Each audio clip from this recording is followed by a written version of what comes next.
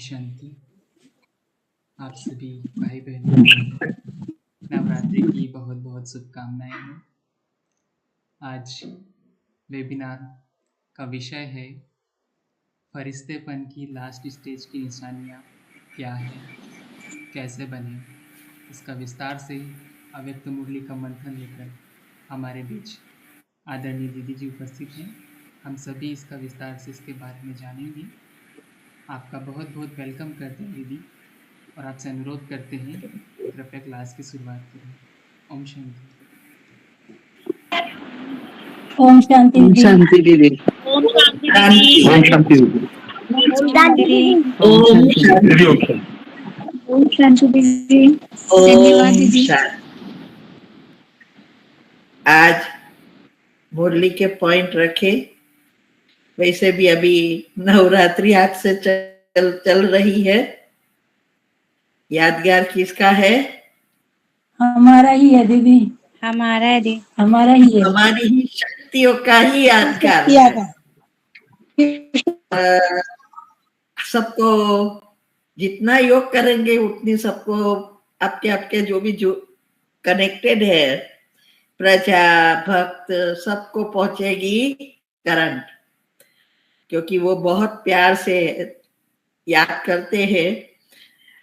भले नवरात्रि में गरबा तो अभी डांसिंग हो गया है, अभी वो गरबा रहे नहीं है, फिर भी माताजी का घर पे तो आह्वान करते हैं, दिल से आरती वगैरह करते हैं, कई कितनी सारी पूजा पाठ करते हैं। और सबको शक्तियां ही चाहिए कि भाई हे माँ हमें शक्ति दो। और लेकिन शक्ति कैसे मिलेगी वो तो किसी को नहीं पता है, वो तो हम बाबा के बच्चों को ही पता है कि शक्ति सिर्फ एंड सिर्फ परमात्मा से कनेक्शन, मतलब परमात्मा से जब कनेक्ट करते हैं तब ही हम प्राप्त कर सकते हैं, और हमारे द्वारा ही वो उन आत्माओं को पहुंचेगी। जितनी हमारी अवस्था श्रेष्ठ होगी उतनी हमारी करंट दूर दूर अंतिम जन्म तक की आत्मा तक पहुंचा। तो इसीलिए हमने सोचा कि नवरात्रि में सब बिजी होंगे। कई लोग गरबा में परिवार के लिए भी जाना पड़ता है, बच्चे छोटी होती है तो भी है। तो हमने सोचा अभी नया टॉपिक की बजाय ऐसे पॉइंट्स ले, मुरली के ही है, अव्यक्त मुरली ही है, उसमें से पॉइंट्स है। और आजकल जो पुरुषार्थ की स्पीड बढ़ाना है, इसके लिए ये ज्ञान भी बहुत जरूरी है, क्योंकि पुरुषार्थ बढ़ाना है। आज भी बाबा ने ना, वैसे तो रोज कहते हैं कि आप इस ज्ञान को अच्छी रीति समझकर दूसरों को दो। एक एक आत्मा तक, घर में भी दो, घर के आसपास भी दो, और विश्व तक पहुंचाओ। तो हम ये तभी कर सकेंगे जब हमारे पास फुल स्टॉक। और इसीलिए कहा कि जो आत्माएं इस खुदाई खिदमतगार में ज्यादा मदद करते हैं उनकी ही पूजा होती है। 33 करोड़ की सिर्फ गायन है, लेकिन पूजा तो 9 लाख की ही, और 9 लाख में से भी सिर्फ जो मुख्य 8 है उनकी। लेकिन उस 8 से हम सब जुड़े हैं, उसके भी 8 के जो वंशज है उसमें हम भी सब जुड़े हैं, क्योंकि 8 से ही सब घराना निकलता है, जिसको शास्त्रों में भी सप्त ऋषि की बात करते हैं और गोत्र की बात करते हैं। ये 8 मुख्य सप्त ऋषि की उसके ही गोत्र माना वंशज है। और अभी तो जाति अनुसार हो गए हैं कि इस जाति में है तो ये गोत्र है, लेकिन एक्चुअली तो वही आत्माएं हैं जिस आत्मा के साथ जो जुड़ी है। श्री कृष्ण पहला है और राधे कृष्ण की जोड़ी, उसकी वंशज, फिर दूसरा नंबर की, फिर तीसरा नंबर की, हर एक की वंशज अपनी अपनी है और वो गोत्र के रूप में चली आती है। तो हम सबका लक्ष्य एक ही है, मनुष्य से देवता बनना। लेकिन देवता बनने के लिए पहले फरिश्ता बनना पड़ता है। फरिश्ता अर्थात जिसका मन और बुद्धि से इस सृष्टि पर कोई रिश्ता, किसी से भी रिश्ता ना हो, वो उपराम रहते,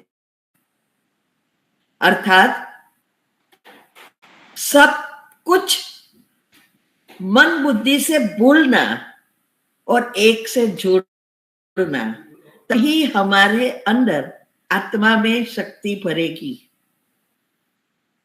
तो ये जो स्टेज है जिसको कर्मातीत अवस्था भी कहते हैं, जो लास्ट में अंतमति सो गति करनी है, वो 1 सेकंड का पेपर पास करने के लिए ये फरिश्ता स्थिति बहुत महत्व की है। जब भी हमारे जीवन में पेपर आते हैं, समस्याएं आती है, तब कितने समय में फुल स्टॉप लगता है, कितनी सेकंड लगती है, उस आधार से हम समझ सकते हैं कि हमारा पुरुषार्थ कैसा है। परिस्थिति तो हर एक के जीवन में आने वाली ही है। पहले तो हमारे इस जन्म के कर्म, फिर पिछले भी सब कैसेट घूमना शुरू करेगी, तो आते ही रहेंगे। जब सब सारी कैसेट के कर्म फिनिश हो जाएंगे, तब कर्मातीत बनकर उड़ जाएंगे। तब तक प्रॉब्लम तो आना ही है। ये परीक्षाएं हैं और परीक्षा में पास होना हम सबका पुरुषार्थ है, लक्ष्य है। तो इसीलिए उसका टाइटल भी यही, मुख्य सारांश यही होता था कि सदा सुख तक और सदा निश्चिंत। तो शुभ चिंतक कब बन सकेंगे? जब आत्मा के गुण एक्टिव होंगे। ऐसे तो कहने खातिर सब कह देते हैं ना, हम तो किसी को क्या बुरा नहीं सोचते, हम तो सब पर दया भाव रखते हैं, किसी पर गुस्सा नहीं करते। ये कहने की बात नहीं है, कहना तो बहुत इजी है, लेकिन जब तक विकार है, 5 विकार जब तक है, तब तक कभी ना कभी कोई ना कोई विकार जरूर बाहर आएगा। इसीलिए शुभ चिंतक तो तभी बन सकते हैं जब हमारे चक्र के लेयर्स पॉजिटिव बनते हैं। तो तब निश्चिंत, माना कोई चिंता नहीं, ये अवस्था बनेगी क्यों। और वही आत्माएं अंत में एक से जो जुड़ी होगी, वही उस झाड़ में टिकी रहेगी और उसकी बारात में जाएंगे। दूसरे सब इस ब्राह्मणों का झाड़ हिल रहा है, इसमें सुनामी आती है तो सब चले जाते ना, या स्टॉर्म आता है, बहुत पवन वगैरह, तो वो भी कितने झाड़ जाते। तो यहां भी यही होने वाला है। इसीलिए शिव बाबा कहते हैं कि अगर हमें सभी आत्माओं को सुख, शांति व शक्ति की अंजलि देकर, वरदान देकर तृप्त करने वाले हम हैं। अंत में सभी आत्माएं तो भगवान को नहीं पहचानेगी, लेकिन वो आत्माएं, हम जो मुख्य आत्माएं हैं, उसके विचारों से, उसकी सकाश से और उसकी एक दृष्टि से तृप्त हो जाएगी। जो जिसको बाबा कहते हैं ना कि जो शुरुआत में साक्षात्कार से ये संस्था की रचना हुई, ऐसे ही अंत में भी साक्षात्कार की से ही समाप्ति होगी।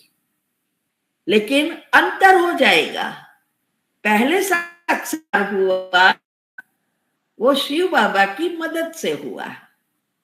अभी जो साक्षात्कार होगा वो आत्मा के खुद के पुरुषार्थ से होगा, उसमें बाबा की मदद नहीं होगी। तो जो शुरुआत में हुआ वही अंत में होगा, लेकिन अंतर होगा। वहां कहां भी शिव बाबा मदद नहीं करेगा। तो इसके लिए बहुत स्टॉक भरना है। तो इसीलिए बाबा कहते हैं कि जन्म जन्मांतर की जो प्यासी आत्माएं हैं, उसको प्यास बुझाने वाले हम ही हैं। दूसरा कोई उसकी प्यास बुझा नहीं सकते।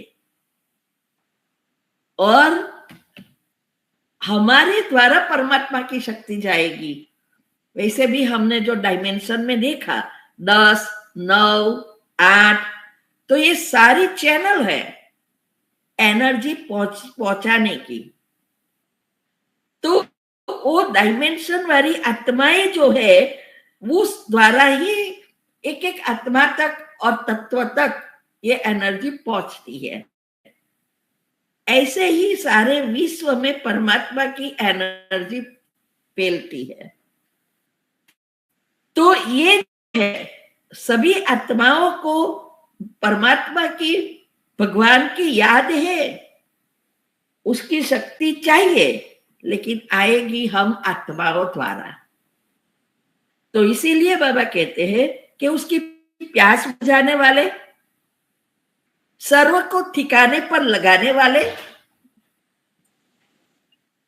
रूहानी बाप कहते हैं कि बाप दादा सदा हर्षित, सदा भक्त के आकर्षणों से परे अव्यक्त फरियों को देख रहे हैं। जिसका भी अभी आकर्षण है वो अभी तक तैयार नहीं है। तो हमें चेक करना है कि हम सभी चीजों से डिटेच हुए हैं, जिसको हम कहते हैं 7 पत्ते का बिली पत्र और अज्ञारस। ये रोज एक चीज परमात्मा के कार्य में लगाए, कुछ भी हो जाए, लेकिन हम उस बातों में न आए, ना हमारा मन हिले। तो ये डिटैच बुद्धि बनाने में इतना सारा समय लगता है। एक रात में कुछ नहीं होता। कितने साल से चलते हैं ज्ञान में, वो महत्व का नहीं है। कितना ज्ञान को समझकर प्रैक्टिकल किया है, कितना स्थूल कर्म या सूक्ष्म और कारण शरीर से सारे नेगेटिव पाप कर्म को समाप्त कर आत्मा में कितनी शक्ति भरी है, उस अनुसार हमारी डिटैचमेंट बना, जो सभी चीजों से मुक्त अवस्था है, वो प्राप्त कर सकेंगे।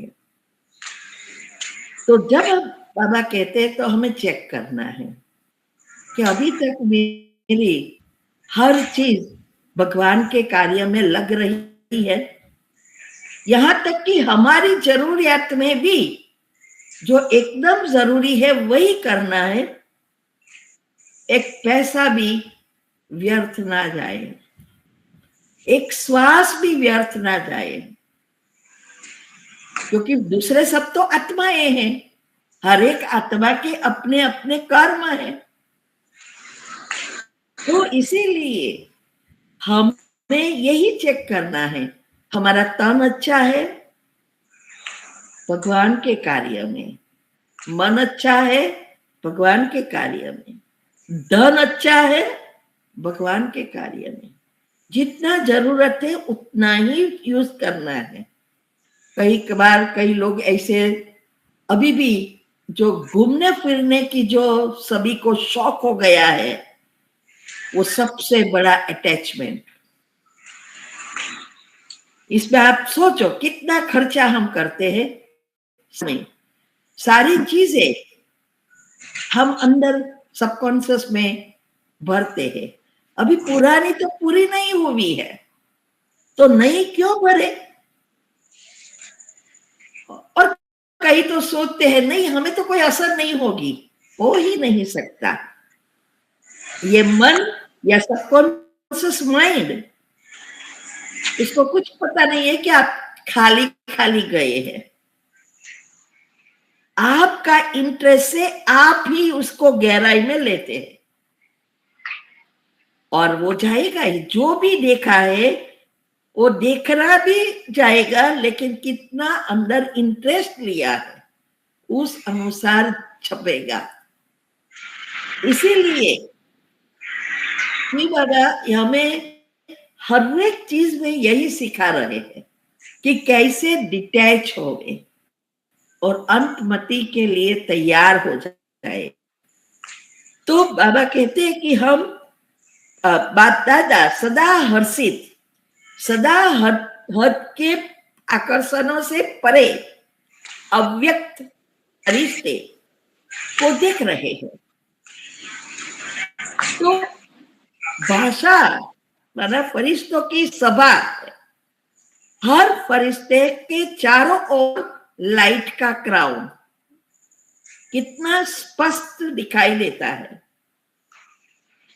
अर्थात हर फरिश्ता लाइट हाउस, माइट हाउस कहां तक बने हैं वो देखना है। बाबा वो चेक कर रहे थे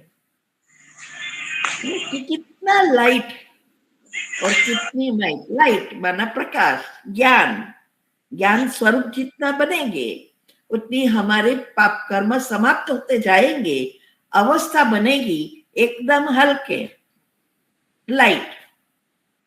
और माइट शक्ति, जितना हम भोजन अच्छी तरह लेंगे उतना हम शक्तिशाली बनेंगे। पचाना है ज्ञान को, सिर्फ सुनने से कुछ नहीं होने वाला, ये ना पढ़ने से कुछ होने वाला। इसीलिए इसको गहराई में जाने का प्रयत्न करना है। भले थोड़ा करो लेकिन अंदर जाने दो। क्वांटिटी नहीं, शिव बाबा को भी क्वांटिटी नहीं चाहिए, क्वालिटी चाहिए। इसीलिए हम भी अपने ग्रुप में क्वांटिटी वाले को नहीं प्रेरणा देते हैं, आएंगे चले जाएंगे। चाहिए क्वालिटी, जो पुरुषार्थ करे रियल में। इसीलिए बाबा कहते हैं कि चेक करना है हमारा ओरा कितना बड़ा हुआ है। जैसे जैसे आत्मा की शक्ति बढ़ेगी ओरा का एक्सपांशन होता है, बड़ा होता है। वैसे भी 4-5 फुट में हमारा सूक्ष्म शरीर है ही, वो बढ़ता जाएगा जितना हम पॉजिटिव बनेंगे और परमात्मा से जुड़ जाएंगे। तो उसमें बाबा कहते क्या देखा?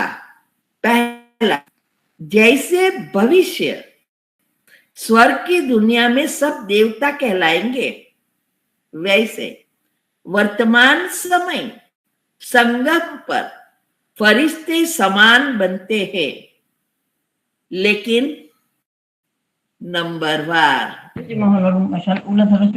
हमेशा लेकिन आ जाता है, क्योंकि नंबरवार है, सब तो नहीं बनेंगे। क्यों बाबा हमें, प्लीज माइक बंद करो। तो ये जो है शिव बाबा जो भी हमें शिक्षाएं देते हैं वो उसके लिए ही है, पहले जन्म में आने के लिए। प्रजा तो बोले कि ऐसे ही हो जाएगी, प्रजा बनने का पुरुषार्थ नहीं है, लेकिन राजा बनने का पुरुषार्थ करेंगे तो राजा बनते बनते प्रजा में नंबरवार हो जाएंगे, नहीं तो प्रजा में भी नहीं।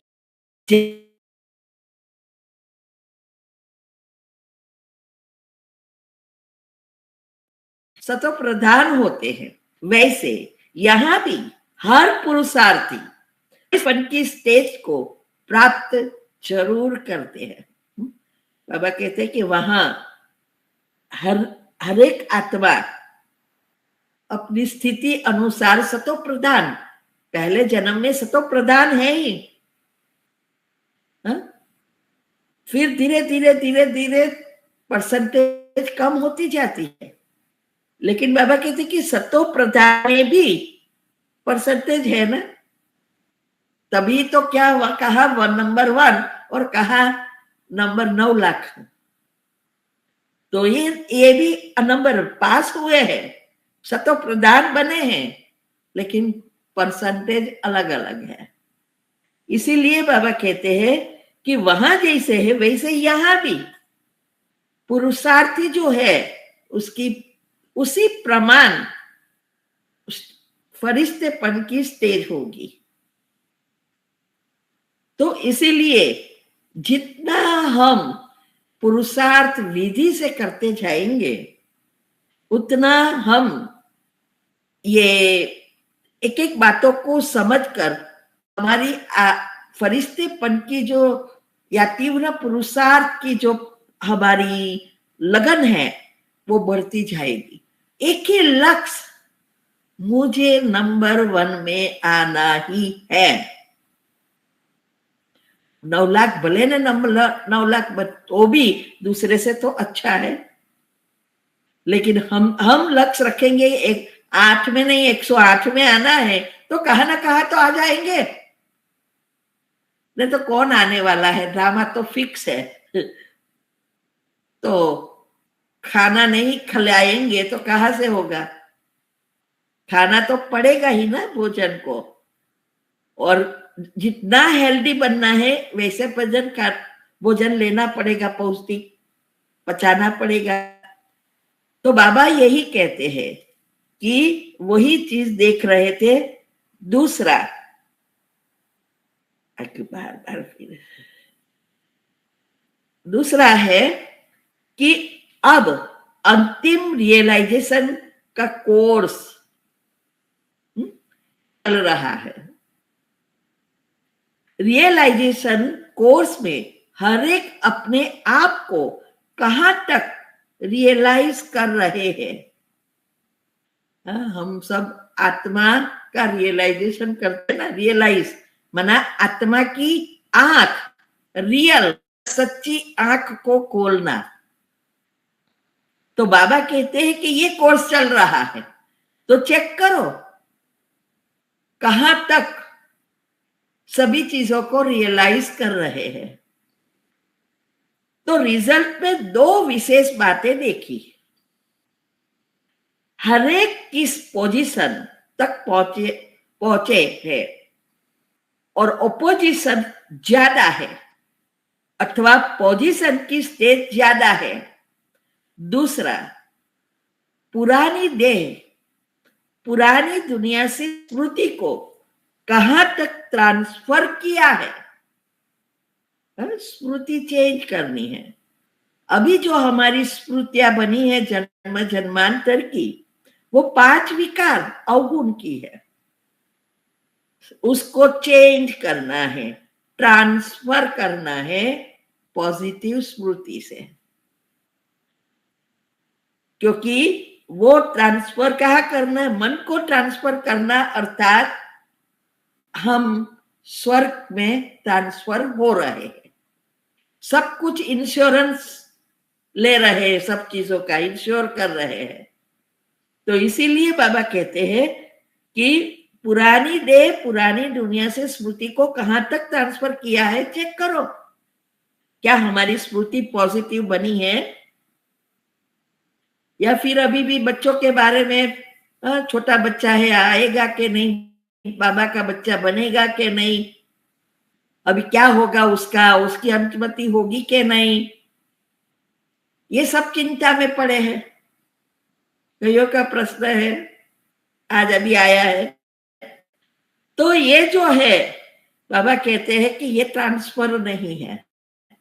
साथ साथ ट्रांसफर के आधार पर ट्रांसपेरेंट, अंदर बाहर एक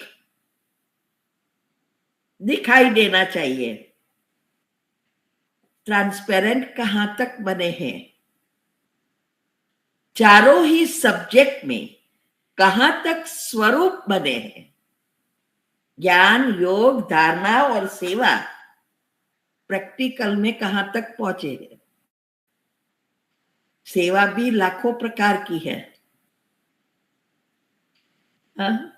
तो बाबा कहते हैं कि चेक करो कि चारों ही सब्जेक्ट में समान है, क्योंकि वहां पास होना है तो चारों ही सब्जेक्ट में होना पड़ेगा, एक में भी फेल नहीं होना है।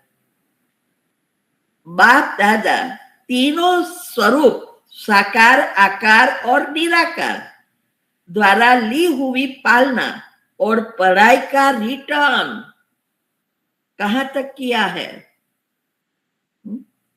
आज भी कहा ना कि पहले कभी ये बातें सुनी थी क्या?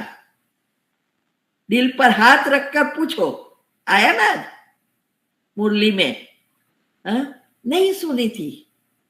अगर हम पिछला देखें तो हम कैसे थे और अभी कैसे हो गए? वैसे देखो तो ऐसा लगता कि मुरली तो वही है, लेकिन कैसे धीरे धीरे धीरे धीरे धीरे परिवर्तन होता जाता है। तो इसीलिए बाबा कहते हैं कि अभी समय आया है बाप की पालना का रिटर्न देने का। रिटर्न क्या है? जैसे आज बताया ना, बाप खिदमतगार है और हम भी खुदाई खिदमतगार बने हैं। तो खुदाई खिदमतगार बनना अर्थात भगवान की सेवा, जो शास्त्रों में भी बताया है, परमात्म अर्थ, भगवान अर्थ निकालते हैं।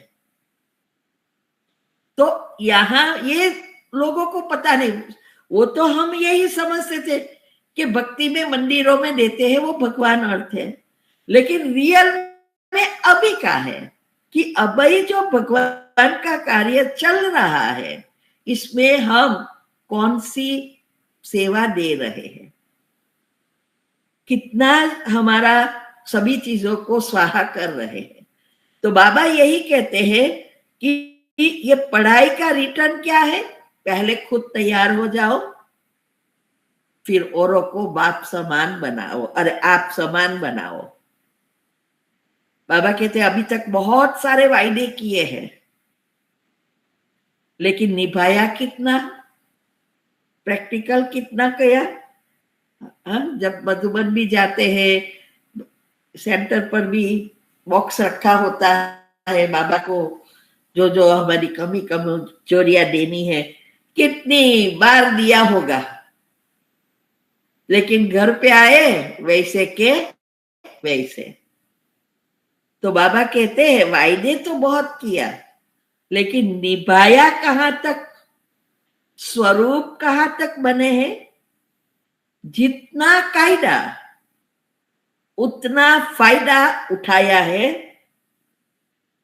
ऐसी चेकिंग हर एक अपनी अपनी करते हो।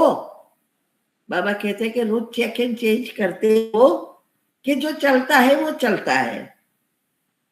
तो चारों ही सब्जेक्ट की चेकिंग का सहज साधन आपकी गाई हुई महिमा से सिद्ध हो जाता है। वह महिमा जानते हो जिससे चारों ही सब्जेक्ट कर सकते हो। तो बाबा कहते हैं महिमा है सर्वगुण संपन्न। इन चारों ही सब्जेक्ट की रिजल्ट आ जाती है। सर्वगुण संपन्न, 16 कला संपूर्ण बनना, अर्थात इसमें हमारी चारों ही सब्जेक्ट का रिजल्ट आ जाता है। वही बनेंगे ना जो चारों ही सब्जेक्ट में पूरा मार्क्स लेते हैं।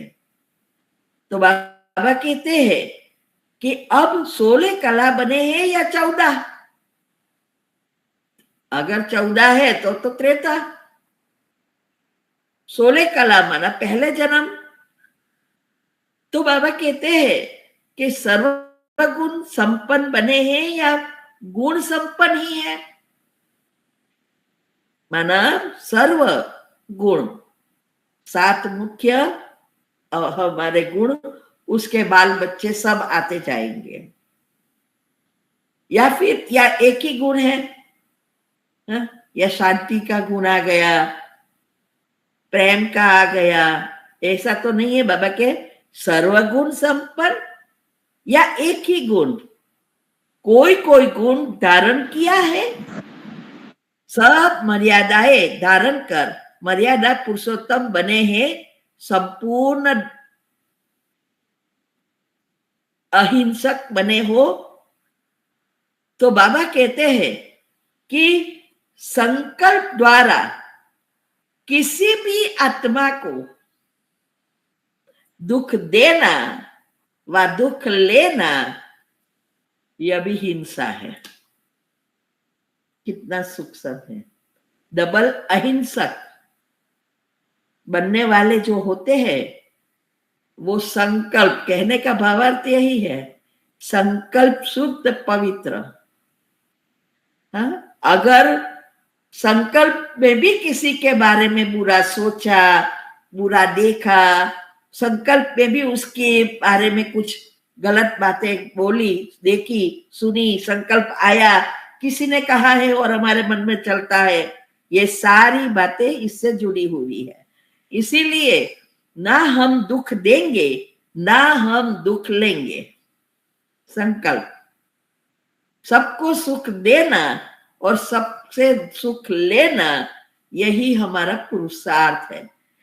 तो बाबा कहते हैं कि संकल्प द्वारा भी किसी को दुख देने वाले तो नहीं हो डबल अहिंसक, संपूर्ण डबल अहिंसक। एक तो काम कतारी नहीं चलाना और ना संकल्प शुद्ध पवित्र बन जाए। पुरुषोत्तम अर्थात हर संकल्प, हर कदम उत्तम ते उत्तम। पुरुष आत्मा, उत्तम आत्मा को उत्तम बनाना बना पुरुषोत्तम। इसीलिए पुरुषोत्तम मास का भी इसकी यादगार यही है। उस मास में लोग ज्यादा दान पुण्य आदि उपवास वगैरह पूजा पाठ बढ़ा देते हैं। वैसे तो हर रोज करते हैं पूजा पाठ दान पुण्य, लेकिन उस समय ज्यादा करते हैं। कहते हैं उसका रिटर्न अनेक गुना है। तो ये इसीलिए क्योंकि पुरुषोत्तम युग में परमात्मा जब इस सृष्टि पर आते हैं तो हमारे उसका रिटर्न पदम गुना बन जाता है, कर्म का नियम बदल जाता है। इसीलिए पुरुषोत्तम मास का भी महत्व है। इसीलिए बाबा कहते हैं हर कदम उत्तम ते उत्तम, अर्थात श्रेष्ठ ते श्रेष्ठ हो, साधारण ना हो, लौकिक ना हो और व्यर्थ भी ना हो। ना लौकिक चीजों में मन संकल्प चले या ना व्यर्थ चले, सारा दिन चलता ही रहे।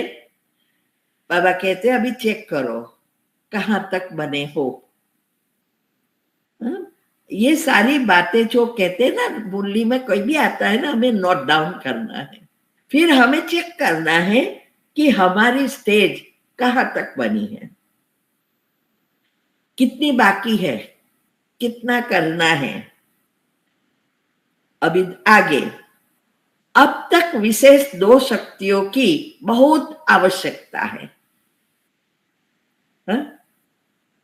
अभी आज बाबा कहते हैं कि समय अनुसार अभी 2 शक्ति की बहुत आवश्यकता है। वो कौन सी होगी? कोई भी चीज करने के लिए पहले क्या पकड़ना पड़ता है? कोई भी रखना पड़ता है, दृढ़ संकल्प, परखना रखना पड़ता है। सहन शक्ति और परख है शक्ति। कोई व्यक्ति को भी परखना पड़ता है, कोई समय अनुसार भी सब हमें परखना पड़ता है, कर्म की आया है तो उसको भी परखना पड़ता है। तो पहले कहते हैं एक स्वयं को परखने की शक्ति, और दूसरी स्वयं को परिवर्तित करने की शक्ति। अभी परख शक्ति होगी हमारे अंदर तो हम दूसरों को भी परख कर हम बदल सकेंगे।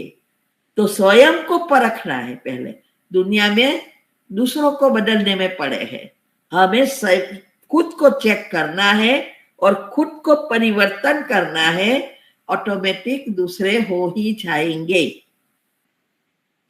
इसलिए कहते हैं कि दोनों ये शक्ति, परखने की जो शक्ति है बहुत आवश्यक है।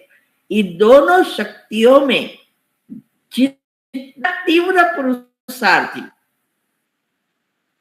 तीव्र गति से आगे बढ़ना चाहते हैं उतना बढ़ मीन्स के शक्ति के बिना बढ़ नहीं पाते। इन दोनों शक्तियों की कमी के कारण ही कोई ना कोई रुकावट गति को तीव्र करने नहीं देती। बाबा कहते कि ये जो परखने की शक्ति है कम है। हम ना समय को परख सकते, ना सेवा को परख सकते, ना हमारे संकल्प को परख सकते, सिचुएशन को परख सकते। तो बाबा कहते कि इस शक्तियों के कारण तीव्र पुरुषार्थ में भी आगे बढ़ना चाहते हुए भी बढ़ नहीं सकते। वैसे तो हर एक की चाहना होती है ना आगे बढ़े, हर एक की होती, लेकिन उसके पीछे का रीजन है वो चेक करके चेंज नहीं करते हैं। तो बाबा कहते हैं कि वो ये दोनों शक्ति की कमी है, चेक एंड चेंज, परखना और परिवर्तित करना। परख के बैठे नहीं रहना है, उसको परिवर्तन करना। मेरी यहां भूल हुई है, नेक्स्ट टाइम ये भूल ना होवे, उसका हमें अंदर अटेंशन रखना है, नहीं तो फिर ये भूल तो होती ही रहेगी। तो बाबा कहते हैं वो कोई ना कोई रुकावट गति को तीव्र करने नहीं देती। दूसरे को परखने की गति तीव्र है, दूसरा परिवर्तन होना चाहिए, यह संकल्प भी तीव्र है। दूसरे ये करना चाहिए, उसको ये परिवर्तन करना चाहिए, ये उसको ये नहीं करना चाहिए था। दूसरों को परिवर्तन करना, परखना बहुत इजी है, उसकी भूलों निकाल कर तोकना। बाबा के ये बहुत इजी है, लेकिन यह संकल्प तीव्र है।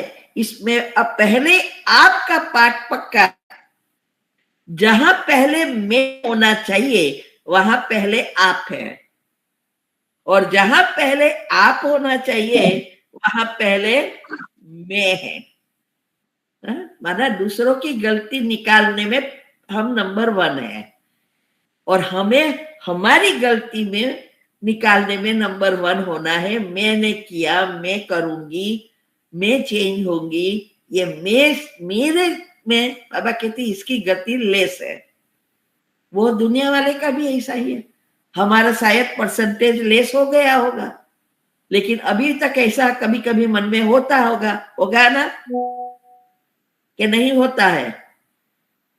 कोई बोल दे आपको, अपमान करे, कोई गाली देवे, या कोई आपका इंसल्ट बार बार करे, बार बार टोके, तो ये इसने क्यों किया, ऐसा नहीं करना चाहिए, मेरी तो कोई भूल थी, होता ही है ना। लेकिन हम ये नहीं कहते कि उसका कर्म है, उसकी सोच है, मुझे क्या करना है, भले मैं रॉन्ग हूं या सच हूं, लेकिन बदलना तो मुझे है, उसको नहीं। वो तो बदलेगा ही नहीं। हाँ, आप जितना नेगेटिव चलाएंगे इतना वो तो बढ़ेगा, नेगेटिविटी वो बदलेगा नहीं, बदलना हमें है। जब हम बदलेंगे, विचारों में परिवर्तन लाएंगे, तो वो आत्मा रियलाइज करेगी। और धीरे धीरे हम उसको वाइब्रेशंस देंगे तो वो बदलेगा। तो पहले हमें बदलकर अपने में शक्ति भरना है।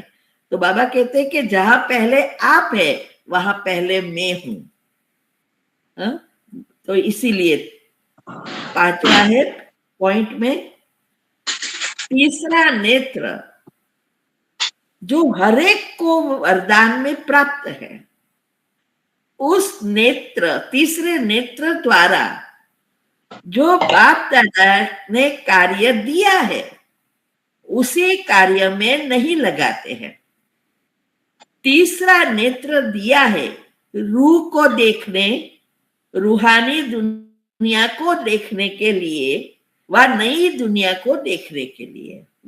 ये तीसरा नेत्र कहते हैं ना, शंकर जी का तीसरा नेत्र खुला और दुनिया का विनाश।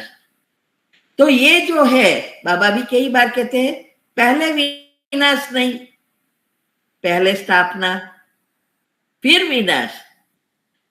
और दुनिया के हिसाब से हम ये सोचे कि पहले विनाश होगा बाद में स्वर्ग आएगा, लेकिन तीसरा नेत्र खुलने का अर्थ यहां सारे नेगेटिव संकल्प या नेगेटिव लेयर समाप्त और पॉजिटिव से भरपूर।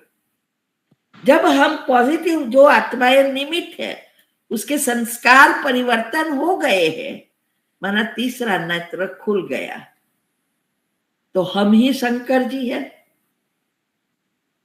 ये ब्रह्मा विष्णु शंकर, मैंने कहा था ना, ये तीन एनर्जी ही सब में है वो। और हर सेकंड हर कोई कर रहा है, कोई स्थापना कर रहा है विचारों से, कोई विनाश कर रहा है, और कोई परमात्मा से जुड़ा रहता है। तीनों कार्य, स्थापना, विनाश और पालना, चलता ही रहता है। इसीलिए बाबा कहते हैं कि ये जो तीसरा नेत्र मिला है वो दुनिया को, इस दुनिया को देखने के लिए नहीं, लेकिन रूह को देखने, शरीर को नहीं, परमधाम को, रूह की दुनिया को देखने, इस दुनिया को नहीं, स्वर्ग को देखने के लिए, जो रूहों की, जो फरिश्ते जो है उसकी दुनिया, सत्युग, उसको देखना है। क्यों? क्योंकि अभी हमें वहां जाना है, हमें परमधाम जाना है तो परमधाम को याद करना है, हमें स्वर्ग में जाना है तो उसको याद करना है, विकर्म विनाश करना है तो परमात्मा से जोड़ना है। परमात्मा से जोड़ने के लिए पहले आत्मा को देखना है, आत्मा को अनुभव करेंगे तभी तो परमात्मा को पहचान सकेंगे। तो इसीलिए कहावत है, खुद को देखो तो खुदा को पहचान सकोगे। खुद को पहचानो पहला, ये कहावत है। ये इसी बात है कि जब तक हम आत्मिक स्मृति बनाकर आत्मिक स्थिति में स्थित नहीं रहते, तीसरा नेत्र से परमात्मा से नहीं जुड़ते, तब तक हमें शक्ति नहीं मिलती। तो साइंस भी आज क्या कह रहा है, यही तो सबकॉन्शियस माइंड नियम में आता है कि जो हो रहा है वह नहीं सोचना है, जो जीवन में चाहिए वही सोचो, उसका ही मंत्र की तरह रटन करो। तो ये सेम चीज है। अगर हम जो हो रहा है वो सोचेंगे, चाहे बीमारी, चाहे प्रॉब्लम, किसी के अवगुण, तो ये वही हमारे अंदर छपता जाएगा और वही हम बनते जाएंगे। लेकिन अगर हमें, अभी हम परिवर्तन की स्टेज पर है, तो हमें स्वर्ग में जाना है, परमधाम पहले जाना पड़ेगा, फिर जा सकेंगे। तो उसको ही देखना है, उसके विचार करना है, नहीं तो हम पहुंच ही नहीं सकेंगे। इसीलिए बाबा कहते हैं कि ये दिया ही है, जहां जाना है उसको देखने के लिए। जो बनना है उसको देखने के लिए, जो अभी है या जो ऐसी दुनिया है उसको देखने या उसके लिए सोचने के लिए नहीं दिया है तीसरा नेत्र। इसीलिए बाबा कहते हैं रूहानी दुनिया को देखने के लिए व नई दुनिया को देखने के लिए ये मिला है। उसके लिए बदले जिस्म को देखना, जिस्मानी दुनिया को देखना, इसको कहा जाता है कि यथार्थ रीति कार्य में लगाना नहीं आता। बाबा कहते हैं कि आप ज्ञान को समझे ही नहीं है कि कैसे हम इसको यथार्थ रीति कार्य में लगाए। तो बाबा कहते हैं कि जिस्मानी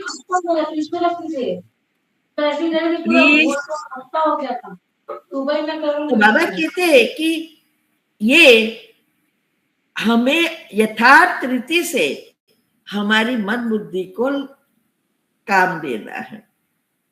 तो जिस्मानी को नहीं, कोई भी चीजें जो इस दो आंखों से दिखाई देती है उसके लिए तीसरा नेत्र नहीं है। जो नहीं दिखाई दे रही उसके लिए तीसरा नेत्र है। तो हमें चेक करना है कि हम तीसरा नेत्र का सही उपयोग कर रहे हैं या नहीं। छठा पॉइंट है, इसीलिए अब समय की गति को जानते हुए परिवर्तन शक्ति को स्वयं प्रति लगाओ। बाबा कहते हैं कि जैसे जैसे समय नजदीक आ रहा है विनाश और स्थापना का, तो बाबा कहते हैं उसको अभी जानते हैं, हम नजारे देख रहे हैं, दुनिया वाले भी कह रहे हैं, लेकिन जिन लोगों की बुद्धि में लौकिक वाले को नहीं जाएगी वो तो यही कहेंगे बोलने वाले बोल रहे हैं, लेकिन रियल तो हमें पता है। इसीलिए बाबा कहते हैं अभी गति हमारे स्वयं को परिवर्तन करने की बढ़ा रही है। अभी जितनी मिस्टेक होती जाएंगी, भूले होती जाएंगी, उतना परिवर्तन हम जल्दी नहीं कर सकेंगे। बहुत लंबा समय का अभ्यास चाहिए। इसीलिए बाबा कहते हैं समय का परिवर्तन ना देखो लेकिन स्वयं का परिवर्तन देखो। कहीं कहते हैं ना कब विनाश होगा, विनाश होगा तो ये होगा कि नहीं, विनाश होगा तो हम क्या रखे, ये नहीं मिलेगा तो क्या करेंगे, बच्चे का क्या होगा। बाबा कि ये विनाश कब होगा उसके बारे में नहीं सोचो, लेकिन ये परिवर्तन तो होएगा उसके अनुसार। स्वयं का कितना परिवर्तन हुआ, और इसके लिए कई बार कहते हैं आप जब योग ज्वाला स्वरूप करते हैं तो विनाश की ज्वाला निकलती है, फिर दिले हो जाते हैं, फिर दिली हो जाती है विनाश की ज्वाला। ऐसे करते करते करते करते रात में कब हो जाएगी वो दिन आ जाएगा पता भी नहीं चलेगा। ऐसे ही तो बढ़ेगी ना, एक एक दिन तो अलग अलग रीति से बढ़ेगा, एक साथ तो तुरंत तो एक रात में नहीं, लेकिन ऐसे करते करते करते करते करते हमारी आग फैलती जाएगी योग की, तब विनाश होगा। तो बाबा के कि इसका समय कब, ये दुनिया कब परिवर्तन होगी, समय कितना बाकी है, कब कृष्ण का जन्म होगा, कब स्वर्ग शुरू होगा, उस चीजों का चिंतन नहीं करना है, ना इंतजार करना है। वो तो समय पर जो धामा में लिखा है उस अनुसार होगा ही। लेकिन बाबा कहते हैं कि हमारे परिवर्तन का सोचो। लेकिन अभी क्या बच्चे कर रहे हैं, समय के परिवर्तन का इंतजार बहुत सारे कर रहे हैं। घर में कुछ प्रॉब्लम है तो भी सोचे अभी तो विनाश हो जाए ना तो अच्छा है। अल्लाह अच्छा है, लेकिन आप तैयार हो? आप तैयार हो कि भाई विनाश हो जाए तो मैं तो स्वर्ग में ही जाऊंगी, शिव की बारात में आऊंगी, फिर विनाश हो जाए तो उसका अर्थ क्या है? उन लोगों को विनाश को दिखाने के लिए थोड़ा हम कुछ कर रहे हैं। कई सोचते थे ये लोग को पता चले कि ये भगवान का कार्य है, इसीलिए ये देखो विनाश हुआ ना, अभी नहीं बिलीव करते। वो बिलीव करे या ना करे वो उसका कार्य है। हमारा कार्य क्या है? अपना परिवर्तन करना। तो समय के परिवर्तन के लिए सोचते हो ना कि अभी तो होना ही, प्रेडिक्शन तो बहुत कर लेते हैं हम। अभी तो लगता है हो ही जाएगा, अभी तो भगवान कुछ करो, बाबा कुछ करो। बाबा कहते ये सोचते हैं स्वयं रचयिता है, समय आपकी रचना है। सारे ब्रह्मांड की रचयिता शिव बाबा है, लेकिन उनके साथ हम उस रचता है, क्योंकि हम शिव बाबा की रचना है और हम रचना के द्वारा सारा विश्व रचते हैं। और ये बाबा कहते हैं कि सही तो आपने रचा है, ड्रामा फिनिश आपने किया है। 5000 साल चलाया किसने? हमने। और अभी भी 100 साल होवे या 90 साल होवे या 105 होवे, वो कौन कर रहे हैं? हम।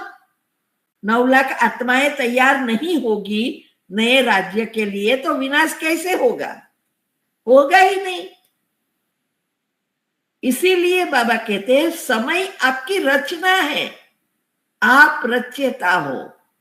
इसीलिए रचयिता अर्थात स्वयं के परिवर्तन से रचना, अर्थात समय का परिवर्तन होना है।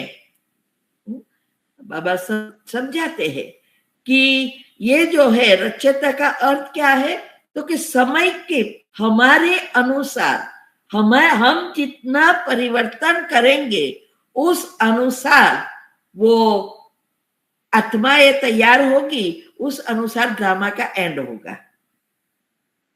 हमारे अनुसार पहले जब भी ये दुनिया पहली बार बनी, पाठ जिसे हरेक ने बजाया, परमात्मा आए और परमात्मा ने जो ज्ञान दिया उसके स्वरूप बने और वो तैयार हुए।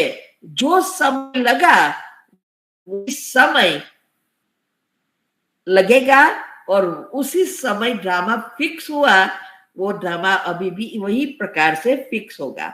इसीलिए बाबा कहते हैं परिवर्तन से रचना, अर्थात समय का परिवर्तन होना है।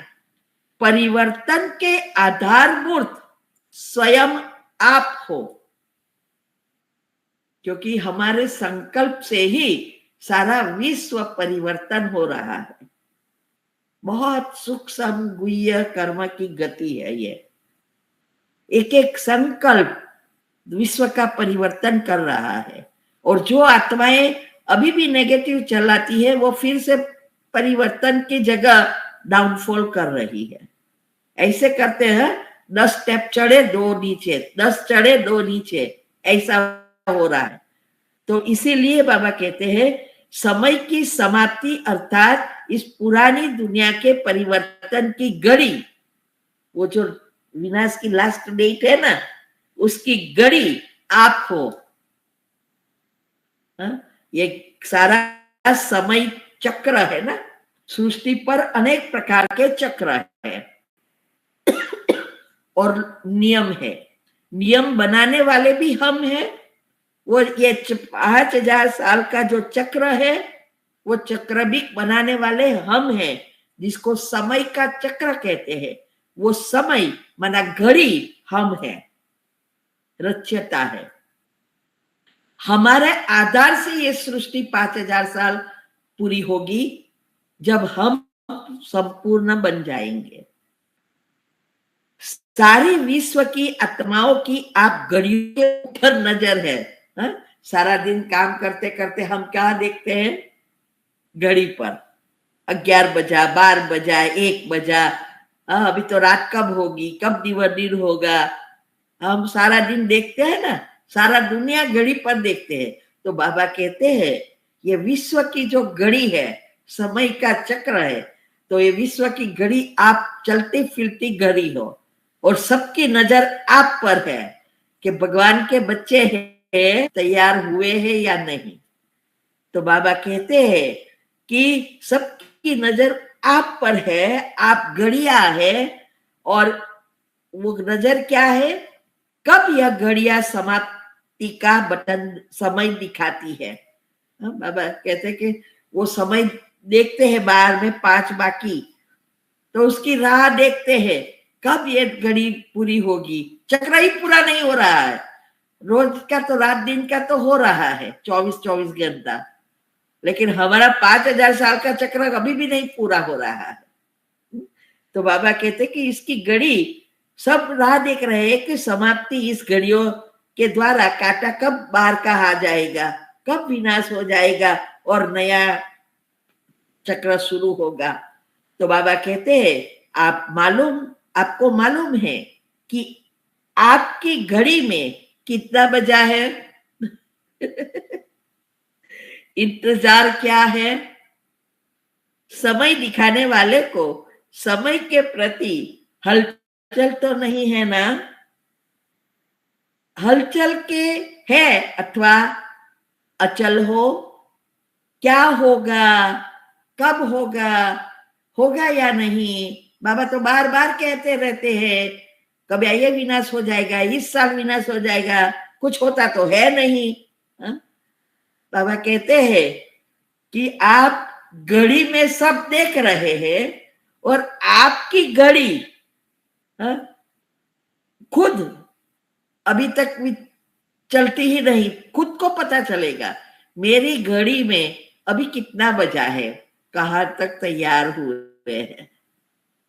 ऐसा भी नहीं सोचना है कि तो हम तैयार नहीं होंगे तो विनाश नहीं होगा, ये भी नहीं सोचना है। क्यों? क्योंकि ये 33 करोड़ में से 2 करोड़ जो तीव्र पुरुषार्थ करती है ना, वो ऑटोमेटिक उसके संकल्प पुरुषार्थ करने का ही होगा, और 9 लाख कहाँ पूरी हो जाएगी किसी को पता नहीं चलेगा, क्योंकि एक के संकल्प से दुनिया तो नहीं बदलेगी। इसीलिए कभी भी ऐसी राह नहीं देखना, नहीं तो फिर आधी मूर्ति रथ यात्रा में दिखाई देगी। रथ यात्रा में है ना, हाथ ना नाक ना पाँव, सब कुछ नहीं है, तो वो जो है रथ यात्रा उनकी है, पुरुषार्थ किया है लेकिन तैयार नहीं हुए। स्टेज पर प्रोग्राम आ गया, कोई बाल बना रहे हैं, कोई चोटी बना रहे हैं, कोई एयरिंग पहन रहे हैं, कोई साड़ी अच्छी कर रहा है, और टाइम हो गया तो निकलना पड़ा। ये ऐसा ही है। इसीलिए बाबा कहते हैं कि समय दिखाने वाले को समय के प्रति हलचल तो नहीं है। हमारी घड़ी में सब देख रहे हैं, क्योंकि हम कह रहे हैं कि हम तैयार होंगे तो दुनिया विनाश होगी। हम घड़ी है पूर्ण करने की।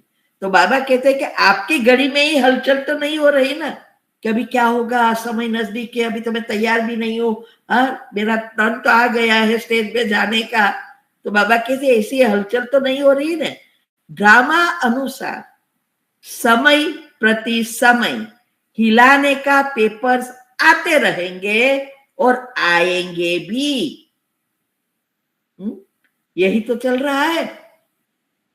अभी जो इस बाबा का यज्ञ तमो प्रधान की तरफ जा रहा है, इसमें यही हो रहा है।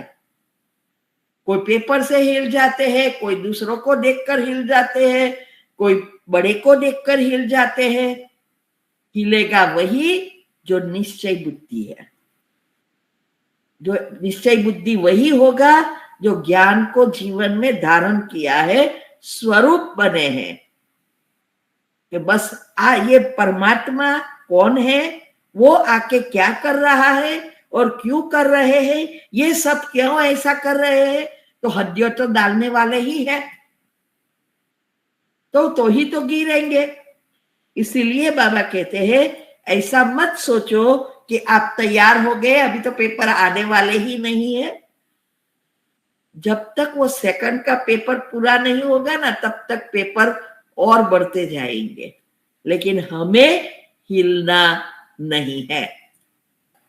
शांति मैंने बताया है कि हमारे जो शरीर है उसको साफ करने के लिए दुआ बहुत ज़रूरी है, और दुआ अनेक रीति से हम प्राप्त कर सकते हैं, लेकिन कई चीज़ें बहुत इजी है। जैसे आजकल लोग वीडियो तब देखते हैं जब कितने लाइक है, कितना शेयर किया है, कमेंट कितनी रखी है, कितने सब्सक्राइबर है, व्यूज़ कितने हैं, ये सब देखकर वीडियो देखते हैं। तो यहाँ भी हमें अगर दुआ कमाना है तो हर एक वीडियो में लाइक, शेयर, कमेंट और सब्सक्राइब करना है। इससे कई आत्माएं इसको देखेंगी तो उसमें भगवान की बातों को समझने के लिए मन होगा, और फिर इसमें से कई आत्माएं बाबा के जो छुपे हुए रत्न हैं, माना भगवान के बच्चे जो है वो निकल आएंगे। और कईयों को, बाहर वालों को भी अगर इससे फ़ायदा होगा तो इस सब से दुआ मिलेगी जिसने ये 4 चीज़ें की है। इसीलिए ये घर बैठे दुआ कमाओ। लोग घर बैठे पैसा कमा रहे हैं, आप दुआ कमाओ तो हम भगवान के बच्चे नंबर 1 में जल्दी जल्दी आ सके।